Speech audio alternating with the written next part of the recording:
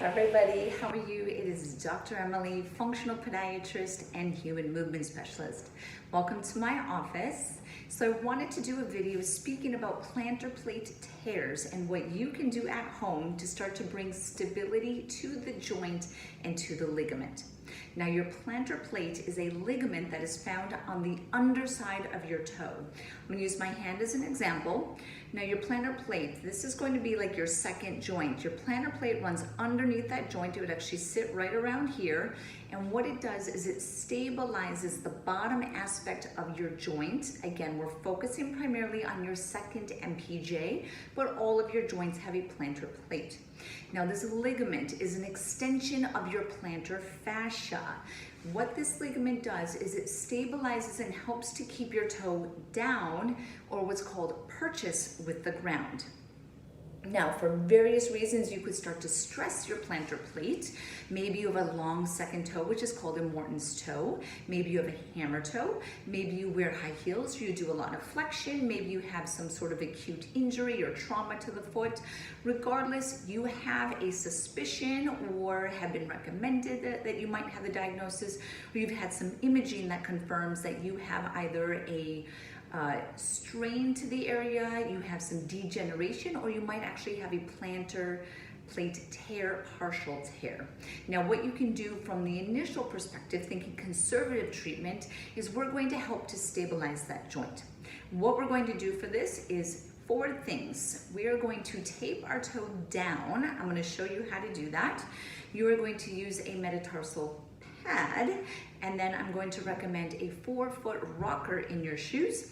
And then we are going to avoid flexion activities and exercises. So let's get started with our technique. I'm going to bring the video down.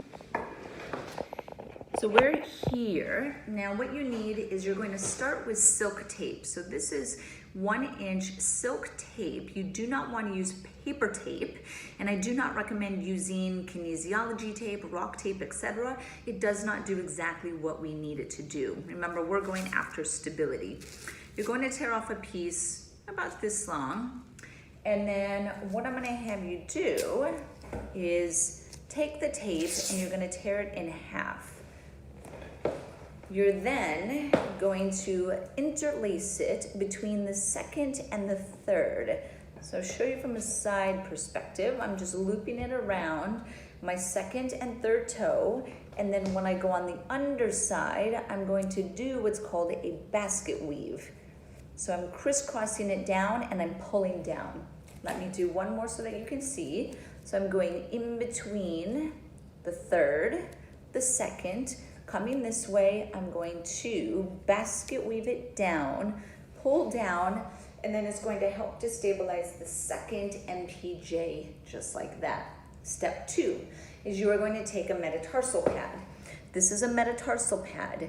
This is made out of 1/4-inch felt. I recommend using a felt metatarsal pad versus a foam metatarsal pad, as well as a gel. The felt is going to have less of the compressibility, which means it'll offload your foot a little bit more effectively. I recommend using a 1/4-inch thick. If you use any thinner than that, you might not get the actual offload that you need. This one is not skived. If you happen to see some online that are skived, that just means that they're curved as they come down so that you don't feel the edge of the metatarsal pad. Great as well. Where you're going to place the metatarsal pad is going to be on the foot directly underneath your met heads. So I'm going to peel the back of this off. Now this is very important because if you do not place the metatarsal pad in the proper position, it can actually make your symptoms worse. We don't want to increase the pressure. So I'm getting the tape off slowly with my nails. My apologies.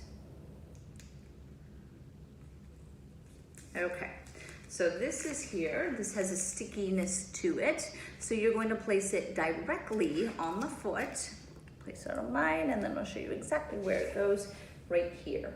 So you can see that I went underneath my metatarsal heads. It's a little bit shorter on the underside of the foot. If you feel like that is not comfortable, you could go a little bit more towards the arch here.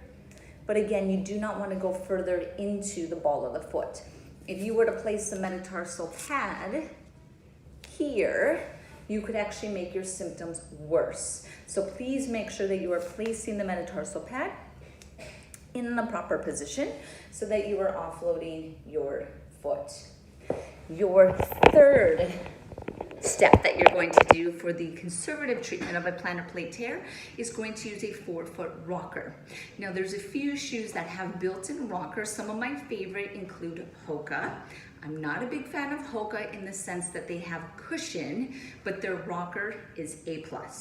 Another shoe that I like is called Reshod. If you go to reshod.com, this is actually a speed walking shoe. So it has a built-in rocker that is great. And Dansko is probably my third favorite shoe that has a rocker in it. Your fourth and final step that you're going to do in your conservative treatment for a plantar plate tear or stress is to avoid flexion activities. This means avoiding lunges, push-ups, planks, any sort of yoga poses, chaturanga, any of those that you're putting the foot in a flexed position. Of course, this means avoiding high heels, excessive walking, running, jumping. Yes, all of that does have to be cut out for the period that you are trying to offload or decrease the stress to the plantar plate.